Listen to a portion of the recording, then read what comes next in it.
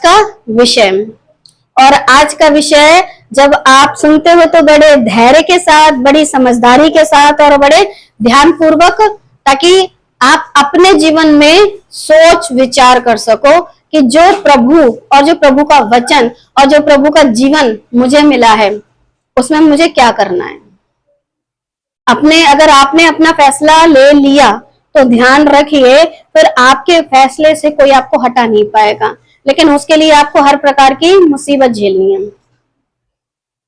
आप लोगों सबसे बुरा व्यवहार झेल करके मुझे क्या मिला, अगर बोला जाए तो मुझे क्या मिला? मुझे परमेश्वर का वो राज्य में और उनकी बातों को सीखने का मौका, और वो मौका मैंने गवाया नहीं। ऐसा नहीं है कि इंसान नहीं हूं, दर्द नहीं होता, तकलीफ नहीं होती, लेकिन वो तकलीफें बहुत छोटी हैं, और वही चीज हम यहाँ पर आज आपको बताएंगे। आज का विषय, आज का जो सब्जेक्ट है, आज का जो विषय है, जीवन चक्र की शुरुआत कहाँ से। और पूरी दुनिया में जितने भी प्रभु के वचन को नहीं सही से पढ़ते हैं उनके लिए ऐसी ही कंफ्यूजन है।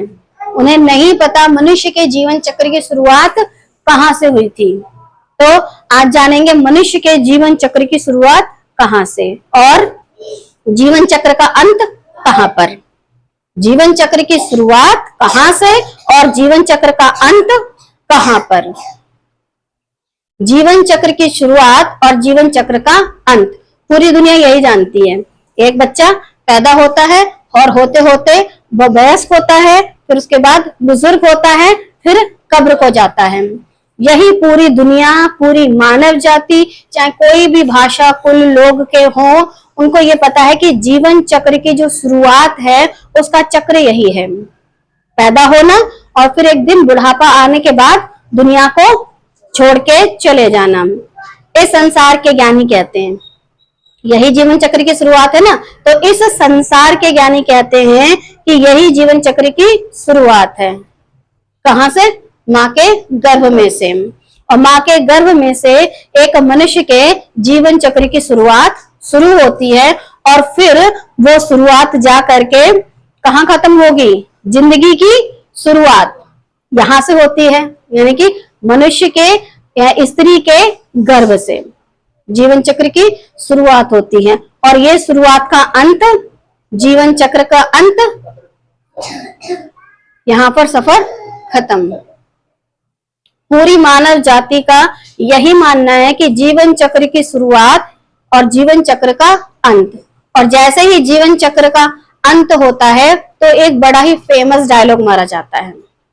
जब तक मनुष्य जिंदा होता है और तकलीफ और पीड़ा और दर्द और तड़प में करहा रहा होता है और प्राण निकल नहीं पा रहे होते, तो लोग क्या कहते हैं कि कोई बात नहीं, अभी तो तकलीफ झेल लो, और जैसे उसके प्राण निकल जाते हैं अब शांति मिल गई, अब इनको सारी तकलीफों से आजादी मिल गई, क्योंकि अब ये जो है सुकून और शांति और तसल्ली में चले गए, अब इन्हें कोई तकलीफ नहीं होगी। क्यों? क्योंकि जितनी तकलीफें थी वो अब खत्म, सांस चली गई है तो तकलीफें भी चली गई हैं। ये है जीवन का सफर, और यहाँ पर हो जाता है इस सफर का अंत। अब बाइबल क्या कहती है इस विषय में? देखो, दुनिया ने क्या कहा वो तो आपको पता है, लेकिन हम जो है परमेश्वर के वचन के बातों को अपने जीवन में रखते हैं कि बाइबल क्या कहती है इस विषय में, जीवन चक्र की शुरुआत और जीवन चक्र का अंत। बाइबल के अनुसार बाइबल क्या कहती है? मनुष्य की शुरुआत यहां से, बाइबल के अनुसार मनुष्य की शुरुआत यहां से, ना कि स्त्री के गर्भ से। अगर स्त्री के गर्भ से शुरुआत होती तो आदम की माता जी का नाम बताइए। आदम की मम्मी का नाम क्या है? तो फिर हम तो सच कह रहे हैं। इसका मतलब बाइबल से जानेंगे कि मनुष्य के जीवन की शुरुआत मिट्टी से, मनुष्य की शुरुआत यहां से। बाइबल के अनुसार माँ का गर्भ शुरुआत नहीं थी, शुरुआत थी ये मिट्टी से परमेश्वर ने मनुष्य को बनाया। और यकीन नहीं है तो इस आयत को पढ़ लीजिए, उत्पत्ति 2:7। उत्पत्ति 2 का 7। तब यहोवा परमेश्वर ने आदम को भूमि की मिट्टी से रचा। आदम को भूमि की मिट्टी से रचा और उसके नथनों में जीवन का श्वास फूंक दिया और आदम जीवित प्राणी बन गया। तो मनुष्य के जीवन की शुरुआत यहां से, उसके नथनों में जीवन का श्वास गया और वो जीवित प्राणी बन गया। तो मनुष्य के जीवन की शुरुआत यहां से। और मनुष्य की, और आगे लिखा मनुष्य की शुरुआत यहां से, मनुष्य की शुरुआत आदम से, मनुष्य की शुरुआत यहां से। तो लोग बोलेंगे कि ये क्या बात है, एक बार तो शुरुआत हो गई थी, दोबारा कैसे शुरुआत हो गई। मनुष्य की शुरुआत आदम से बाइबल के अनुसार, लेकिन मनुष्य की शुरुआत यहां से। मौत तो जीवन का अंत है। लोगों का कहना है, लोग कहते हैं मौत तो जीवन का अंत है। आप कैसे कह सकती हो ये जीवन की शुरुआत है? मौत तो जीवन का अंत है, तो आप कैसे कह सकती हो कि यहाँ पर जीवन की शुरुआत है? तो हम जो कुछ कहते हैं बाइबल से जानते हैं, क्योंकि जो भी करो यीशु मसीह के और यीशु मसीह के नाम से, यानी उनके वचन से, बाइबल से जानते हैं बाइबल क्या कहती है इस विषय में। होशे 13 का 14, यहां से शुरू करेंगे। होशे 13 का 14, मैं अधोलोक के वश से छुड़ा लूंगा और मृत्यु से उसको छुटकारा दूंगा। अब अधोलोक से छुड़ा लूंगा, मृत्यु से छुटकारा दूंगा। तो होशे की जो पुस्तक लिखी गई थी, होशे की जो पुस्तक लिखी गई थी, उसके कितने टाइम के बाद यीशु मसीह जो हैं इस कब्र तक पहुंचते हैं? अच्छा खासा टाइम गया है। अच्छा, होशे एक मनुष्य था। होशे अगर एक मनुष्य था तो उसे कैसे पता कि कोई ऐसा आने वाले टाइम में आएगा और आ करके मृत्यु से छुटकारा देगा? उसे ये बात किसने बताई? परमेश्वर ने। परमेश्वर, जब यहोवा परमेश्वर उससे बात कर रहा है, तो होशे की पुस्तक का जो लेखक है उससे जब परमेश्वर बात कर रहा है तो परमेश्वर ने खुद उसको बताया। और ये बातें आपको कहाँ पढ़ने को मिलती हैं? बाइबल में। और अगर ये बातें बाइबल में पढ़ने को मिलती हैं तो फिर बाइबल एकमात्र ऐसी पुस्तक है जो सच्चाई बयां करती है। हे मृत्यु, तेरी मारने की शक्ति कहाँ रही? अगर ये बात होशे ने कही थी तो ये बात मसीहा ने आकर के पूरी कर दी। अगर यीशु मसीह सिर्फ एक भविष्यवक्ता है तो भविष्यवाणी करते, लेकिन वो प्रभु हैं, उनके विषय में भविष्यवाणी की गई कि हे मृत्यु, तेरी मारने की शक्ति कहाँ रही, और हे अधोलोक, तेरी नष्ट करने की शक्ति कहाँ रही? अधोलोक क्या कर देता है? मनुष्य को खा जाता है। 3 दिन तक बॉडी जब इंसान की उसमें होती है, जमीन में, कब्र के अंदर, तो कीड़े कितनी तेजी में खाते हैं उसको। अभी कोई मर जाए, मरने के बाद उसको 2-3 दिन रख दो, उसके बाद उसकी मांस जो है ना, उसकी बॉडी को छोड़ने लग जाता है। और यीशु मसीह जब अधोलोक में मिट्टी के अंदर थे तो उसकी वहां की शक्ति भी फेल हो गई। कोई कीड़ा मकोड़ा आया नहीं उनकी बॉडी को खाने के लिए। कहाँ रही उसकी शक्ति? मैं फिर कभी नहीं पछताऊंगा। परमेश्वर नहीं पछताया अपने पुत्र को भेज करके, और जब भेजा तो उन्होंने हर एक मानव का जितना भी पाप था अपने ऊपर लिया। और रीजन क्या था कि 1 कुरिन्थियों 15 का 56 में लिखा है कि मृत्यु का डंक पाप है। और लोग कहते हैं यीशु मसीह मरियम और यूसुफ से पैदा हुए। यही तो नाम था, मरियम और यूसुफ। अगर मरियम और यूसुफ से पैदा हुए होते मनुष्य ऐसा वाला मनुष्य, तो उनके अंदर तो पाप का होना जरूरी था। और अगर वो पाप से नहीं पैदा हुए तो फिर ऐसे कैसे आ गए एक कुंवारी के गर्भ में? और अगर कुंवारी के गर्भ में आए हैं तो परमेश्वर ने बोला तुझ पर पवित्र आत्मा, तुझ पर परमेश्वर की सामर्थ्य, तो मतलब परमेश्वर की सामर्थ्य इस पृथ्वी पर थी। इसीलिए मृत्यु का जो डंक है और पाप का जो बल व्यवस्था है, उसकी ताकत जो व्यवस्था है जो मनुष्य को पापी ठहराती है, वो मसीह में नहीं थी। तो कोई भी इंसान ये कहता है कि यूसुफ का पुत्र है, तो ध्यान रखो सिर्फ मरियम की कोख ली थी, ना कि वो यूसुफ उसका पिता था। संसारिक रीति से सिर्फ ये नाम दिया गया है उस गोत्र का। तो इसीलिए मौत ने मसीहा के ऊपर अपने डंक को नहीं चलाया। कुलूसियों 2:14, क्योंकि विधियों का वह लेख जो हमारे नाम पर हमारे विरोध में था मिटा डाला। अब जो विधियों का जो लेख है जो बताता है कि मनुष्य अगर पाप करता है तो व्यवस्था के अनुसार क्या कहलाता है? पापी। और अगर पापी है तो पापी को क्या मिलती है? सजा। अच्छा, सजा में छोटा पाप छोटी सजा, इस दुनिया का कानून है। बड़ा पाप बड़ी सजा, सजाए मौत, सजाए काला पानी, ऐसा करके सजा चलती है। ठीक है। और जब ये सारी चीजें हैं और ये सारे विधियों के जो लेख हैं उन सबको किसने खत्म किया? यीशु मसीह ने, जो हमारे विरोध में था। मतलब मृत्यु जो थी मनुष्य को रहने नहीं देती थी, उसको कीलों के जड़ करके हटा दिया और प्रधानताओं और अधिकारियों का क्या करा? खुल्लम खुल्ला तमाशा। क्योंकि जब यीशु मसीह को क्रूस पे चढ़ाया गया था तो किसी ऐसी जगह पे नहीं जहां पर छुपे हुए थे। जितने लोग आ रहे थे, जा रहे थे, देख रहे थे, सर हिला हिला करके, मुंडे अपनी हिला हिला करके बता रहे थे, अरे ये जरूर इसने कोई पाप किया है, क्योंकि इसको सजा मिली है, क्रूस की सजा मिली है। लेकिन वही मसीहा जब 3 दिन के बाद मुर्दों में से जी उठा और चेलों ने क्या करा? जब इस बात का प्रचार करा तो बहुतों ने इस बात को क्या कर दिया? दबा दिया। और जब ये बात दबाई गई तो उनको लगा कि हमने बात को खत्म कर लिया। अगर खत्म हो गया तो 2025 साल आज भी हम सुसमाचार, मसीह का प्रचार, जी उठने का प्रचार कैसे कर रहे हैं? सच्चा है इसलिए कर रहे हैं। अगर सच्चा है तो हम उसका क्या कर रहे हैं? प्रचार कर रहे हैं। बाइबल के अनुसार अंत कहाँ है? बाइबल के अनुसार अंत कहाँ है? सबोपदेशक 12:7 बताता है, तब मिट्टी ज्यों की तो मिट्टी में मिल जाएगी और आत्मा परमेश्वर के पास जिसने उसे दिया है लौट जाएगी। आत्मा परमेश्वर के पास लौट जाएगी। तो बाइबल के अनुसार ये अभी अंत नहीं है, क्योंकि आत्मा लौटी है। अब जिसके पास गई है वो क्या करेगा इस आत्मा का? तो अंत नहीं है। लोग कह सकते हैं अरे देखो मनुष्य मर गया था, अब क्या हो गया? दी एंड हो गया।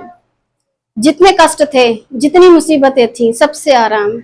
बच्चों की बड़ी चिंता थी, उससे आराम। घर परिवार की बड़ी चिंता रहती थी, उससे आराम। और सबसे ज्यादा तो बीमारियां बहुत थी, तकलीफें बहुत थी, प्राण नहीं निकल रहे थे सबसे।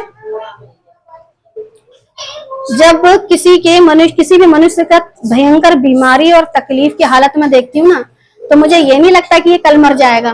मैं ये सोचती हूँ कि इसी समस्या में कि पूरी जिंदगी कैसे रहेगा, पूरी जिंदगी कैसे रहेगा।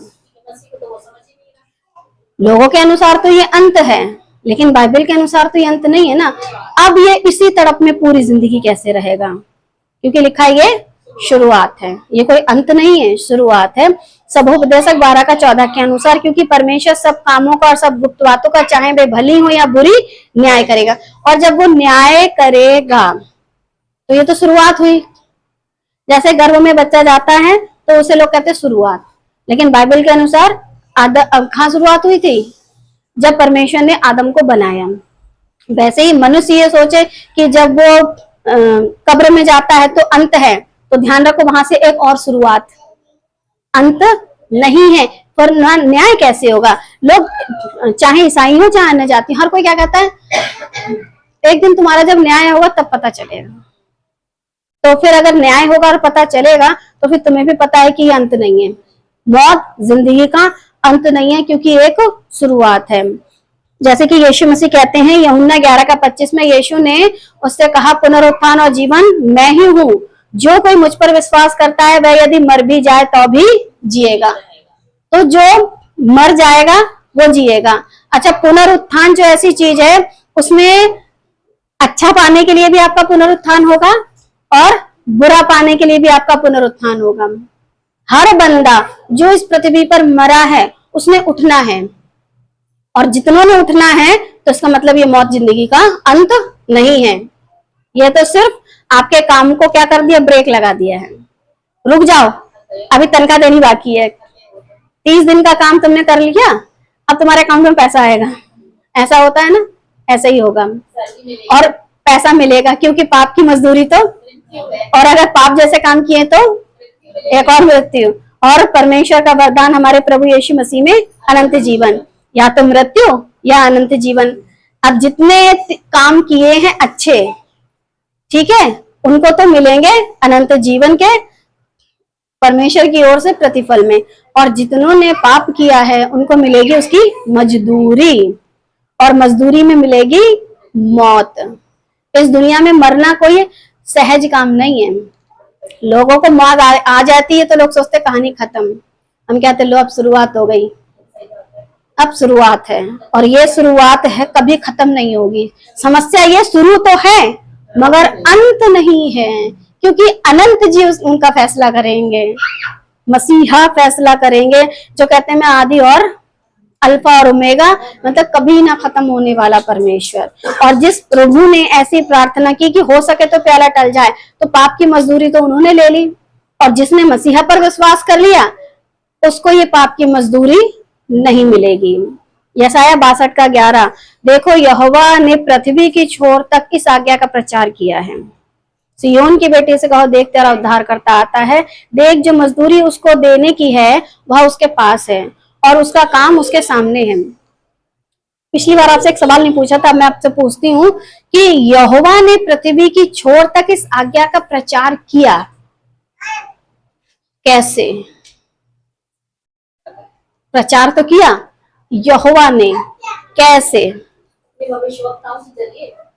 पृथ्वी की छोर तक, यीशु के चेलों के जरिए। ओ बाबा, यहाँ पर सियोन की बेटी से कहो, यहाँ पर यशाया की पुस्तक बता रही है यहोवा ने पृथ्वी की छोर तक इस आज्ञा का प्रचार किया। सियोन की बेटी इसको देख तेरा उद्धार करता आता है। तो वे चेले कैसे काम कर लेते, तो फिर प्रचार कैसे हुआ? परमेश्वर ने खुद किया। कैसे, वही तो पूछ रही हूँ। इतने लंबी चौड़ी कहानी, जब राजा नबूकदनेस्सर ने सब यहूदियों को बंदी बनाया था और पूरी दुनिया में उन्हें तितर बितर कर दिया था, वो जितने गए थे सब कॉपी और कॉपी बना बना करके इन पुस्तकों की लेके गए थे। ऐसे बड़ा ही सिंपल है, नबूकदनेस्सर के पास चले जाओ, वो बताएगा कि मैंने क्या करा। कुछ अपने पास रखे और कुछ अपने असिस्टेंट राजाओं को दिए, और जो कि पूरी पृथ्वी पर फैले हुए थे, जिसमें हिंदुस्तान भी शामिल है। ऐसे बड़ा ही सिंपल था। कैसे? ऐसे जैसे नबूकदनेस्सर ने कुछ अपने पास रखे और कुछ यहूदियों को जगह जगह भेज दिया। अब जगह जगह भेजा तो उनका एक ही एम था, हमारा मसीहा आएगा, हमारा उद्धारकर्ता आएगा। और ये सारी बातें उन्होंने बाकायदा अपने मन में भी रखी और लोगों को बताते भी रहे। यशाया 40:10, देख प्रभु यहोवा सामर्थ्य दिखाता हुआ आ रहा है और अपने भुजबल से प्रभुता करेगा। देखो जो मजदूरी देने की है वह उसके पास है। इस दुनिया का कोई भी इंसान अगर मजदूर है तो उसे मजदूरी कोई और देता है, लेकिन ये कैसा है तो मजदूर है, मजदूर है और मजदूरी उसके पास है, तो ये मजदूर नहीं है। बाकी जितने भी हैं अगर कोई काम करते हैं तो वो मजदूर है, तो उनको मजदूरी कोई देता है। लेकिन यहाँ जो प्रभु हैं वो अपने भुजबल से, अपनी ताकत से, खुद में आप लोगों के लिए और हम लोगों के लिए क्या बन गया? वो मजदूर जिसने पाप को हटाया है, और जो बदला देने का भाव उसके पास है। पहले तो मजदूरी, उसके बाद बदला, मिली मौत, उसके बाद मिला जीवन। मौत प्रभुता नहीं कर पाई, तो ये वो बदला था उन्हीं के पास था, इसलिए उनको मौत नहीं मार पाई। और इसी बात को प्रभु कहते हैं प्रकाशित वाक्य 22:12 में, देख मैं शीघ्र आने वाला हूं और हर एक के काम के अनुसार बदला देने के लिए प्रतिफल मेरे पास है। जितने प्रभु का काम कर रहे हैं, कट गई कॉल, बाहर जाओ, आएगी तो बताना। जितने प्रभु का काम कर रहे हैं यानी सुसमाचार का प्रचार कर रहे हैं, उन सब के काम करने का प्रतिफल परमेश्वर के पास है, यीशु मसीह के पास है। और जितने प्रभु यीशु मसीह के काम में टांग अड़ा रहे हैं वो भी देने के लिए परमेश्वर, वो प्रतिफल भी यीशु मसीह के पास है। तो जो अपनी टांग अड़ाएगा प्रभु के काम में उसको भी प्रतिफल, और जो प्रभु का काम करेगा उसको भी प्रतिफल। भजन संहिता 32:2 बताता है, क्या ही धन्य वह मनुष्य जिसके अधर्म का यहोवा लेखा ना ले और जिसकी आत्मा में कपट ना हो। तो कपट के विषय में बताया है कि यीशु का बड़ा ही अच्छा बड़ा प्यारा सा डायलॉग है, हे कपटी शास्त्री और फरीसी। और जितने कपट करने वाले हैं उनका कपट ये नहीं है कि वो अपने पड़ोसी से, अपने रिश्तेदारों से, अपने लोगों से कपट करते हैं, परमेश्वर के वचन में मिलावट और मिलावटी कपटी कहलाते हैं। तो आज भी जितने सुसमाचार सुना रहे हैं और अगर वो कपटी हैं, प्रभु के वचन में कपट काम का काम कर रहे हैं, तो ध्यान रखो लेखा लेने के लिए प्रभु तैयार है। रोमियो 4:8, धन्य है वह मनुष्य जिसे परमेश्वर पापी न ठहराए। परमेश्वर खुद पापी नहीं ठहराएंगे तो लोग बोलेंगे कि अरे वो मनुष्य कितना बढ़िया होगा। यीशु मसीह अगर पापी होते, अगर यीशु मनुष्य हैं और अगर पापी होते तो कब्र से कभी बाहर नहीं होते। वैसे ही अगर वो कब्र से बाहर हैं तो अब हम उनमें हैं, तो हम भी उस कब्र में ज्यादा समय तक नहीं रहेंगे। और ऐसा नहीं न्याय के लिए उठेंगे, अनंत जीवन के लिए, क्योंकि प्रभु पापी नहीं ठहराएगा। रोमियो 6:23, क्योंकि पाप की मजदूरी मृत्यु है, परंतु परमेश्वर का वरदान हमारे प्रभु यीशु मसीह में अनंत जीवन है। तो या तो मजदूरी में मृत्यु या फिर प्रभु यीशु में अनंत जीवन। तो जितने अपने आप को ईसाई कहते हैं, या तो मजदूरी ले लो या फिर अनंत जीवन ले लो, आपकी मर्जी, क्योंकि पाप की मजदूरी तो मृत्यु है। पाप, मजदूरी, मृत्यु, ये वाली जगह आपकी मर्जी, आप ले सकते हैं, पाप ले सकते हैं, पाप के जरिए मजदूरी है, मजदूरी के जरिए मृत्यु है। आज बहुत सारे लोग बड़ी ऐशकी काट रहे हैं, बहुत अच्छी जिंदगी जी रहे हैं, और कितना ही बढ़िया इलाज करवा लो, कितना ही लग्जरी लाइफ जी लो, कितना ही बढ़िया कोई भी कंपनी का पानी पी लो, 1,000 रुपए की बोतल पानी की या 50,000 रुपए की पानी की बोतल। अच्छा, ये वाली चीज देख पाते हैं ना सब कितना ही करोड़ों अरबों खरबों पति है, एक दिन उसका ये हाल है। और ध्यान रखना, एक दिन उसका ये हाल भी है। इस हाल के विषय में उन्हें नहीं पता, लेकिन इस हाल के विषय में पता है। तो जब ये मजदूरी मिली है तो ये भी आपको मिलेगी, और प्रभु देंगे जरूर। और जो प्रभु यीशु मसीह में है उनको क्या मिलेगा? अगर यीशु मसीह क्रूस पर मरे और मरने के बाद कब्र में गए और कब्र से सीधे बाहर गए और बाहर जाके सीधे यहाँ बैठ गए, तो ध्यान रखो, अगर आपने यीशु पर विश्वास किया है, कब्र में तो जाओगे लेकिन वापस सीधे जहां प्रभु है। कहता मैं जाता हूं ना, जगह तैयार करता हूं। यूहन्ना 5:24, मैं तुमसे सच सच कहता हूं, जो मेरा वचन सुनकर मेरे भेजने वाले पर विश्वास करता, अनंत जीवन उसका है। तो भेजने वाला अगर प्रभु है और जिसको वो भेजता है, उसका एक ही कर्तव्य है, वचन का सुनाए, कपट के साथ नहीं, सही वचन को सुनाए। अगर सही वचन सुनाएगा तो सामने वाले को अनंत जीवन मिलेगा, और अगर सही नहीं सुनाएगा तो फिर उस पर दंड की आज्ञा। और फिर लिखा है, परंतु वह मृत्यु से पार होकर जीवन में प्रवेश कर चुका। और अगर उसको वचन सही नहीं सुनाया गया तो क्या वो मृत्यु से पार हो पाएगा? क्या वो अनंत जीवन में जा पाएगा? और अगर वो नहीं जा पाया तो आपने फिर क्या बोया? तो फिर आपका प्रतिफल आपको क्या मिलेगा? तो जो आप बो रहे हो वही काटोगे। आपने सामने वाले के लिए मृत्यु बोई तो आपको क्या मिलेगी? मृत्यु मिलेगी। तो इसीलिए सुसमाचार सुनाते समय ध्यान रखो, सच्चाई का सुसमाचार सुनाना है, क्योंकि मृत्यु से पार होने के बाद जो सही से सुनाएंगे, मृत्यु से पार होने के बाद जीवन में प्रवेश करेंगे, और जो सही से नहीं सुनाएंगे वो मृत्यु में प्रवेश करेंगे। तो आप क्या कर सकते हो? अपना डिसीजन ले सकते हो कि मैं सुसमाचार सही सुनाऊं तो यहाँ पर, और सुसमाचार गलत सुनाऊं तो यहाँ पर। क्योंकि यदि आपने सही सुनाया होता तो फिर अगला इंसान यहाँ नहीं गया होता, कोशिश तो कर ली होती। अच्छा, कोशिश करने के बाद अगर वो निकम्मा है तो वहां उसे जाना है, आपको उसका लेखा नहीं, उसके किए का फल आपको नहीं मिलेगा। मत्ती 13:49, जगत के अंत में ऐसा ही होगा, स्वर्गदूत आकर दुष्टों को धर्मियों से अलग करेंगे। तो मर के मिट्टी में सब चले जाते हैं। अभी कोरोना आया था, बहुत मरे, उसके बाद अभी क्या वो फट रहे थे बादल, और जाने कितने लोग दुनिया से, वहां मिट्टी नहीं मिली, लोग बड़े तकलीफ में थे। हमारे प्रियजनों की मिट्टी तक देखने को नहीं मिली। एक दिन वो प्रियजन देखने को मिलेंगे, जब स्वर्गदूत जगत के अंत में अलग अलग कर करके रखेंगे तो पता चलेगा कि कौन से गिरोह में बैठे हुए हैं, हाँ, किस तरफ रखे गए हैं, सब मिलेंगे। लेकिन जगत के अंत में मिलेंगे जरूर, जितने भी गए इस दुनिया से। और ये जगत का तो अंत है, मगर शुरुआत नए जीवन की है।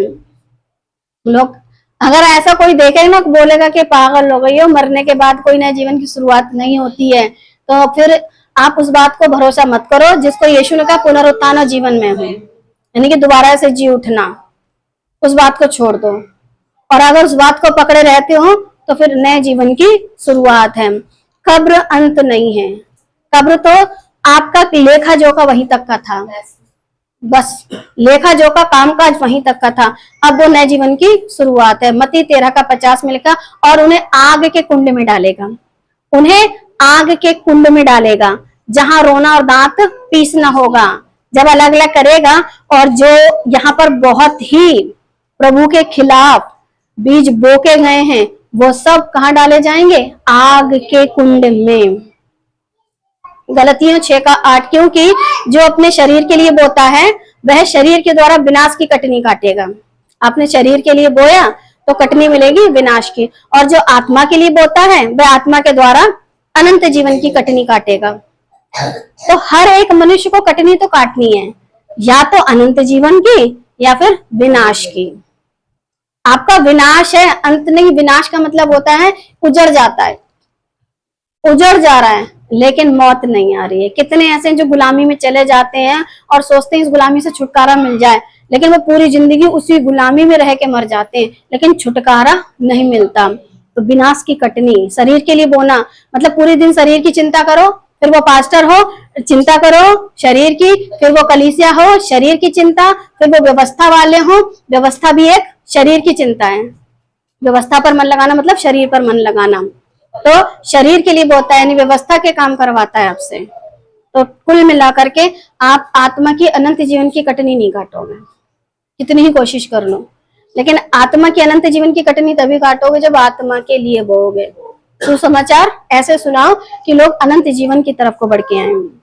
नीति वचन 22:8, जो कुटिलता का बीज बोता है वह अनर्थ ही काटेगा।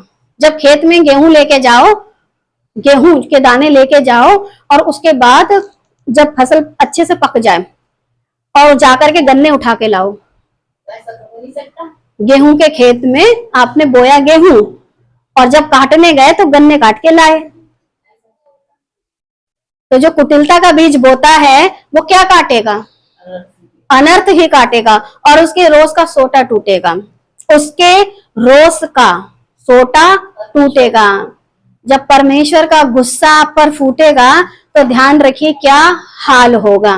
तो बीज अगर क्या, एक डायलॉग है, कौन सा, क्या बीज बोए बबूल का तो आम कहाँ से होए। तो बीज संसार में रह करके मिट्टी हो, मिट्टी में बीज कौन सा बो रहे हो? देखो मैं भी मिट्टी, आप भी मिट्टी। अगर प्रभु ने मुझसे कहा बोने वाले बनो, तो मैंने आप जो मिट्टी हो, परमेश्वर का जो वचन है वो भी एक बीज है। अगर उस बीज में कुटिलता मिला करके बोई तो क्या उगेगा? अनर्थ। और अगर मैंने उसको साफ सुथरा बीज बोया जैसा वचन था तो क्या उगेगा? अनंत जीवन। तो मर्जी आपकी, जीवन आपका, मौत अंत नहीं है, और ये सच्चाई है। इसको मानना है मानो, नहीं मानना है मत मानो। सो परमेश्वर आप सभी को बुद्धि दे।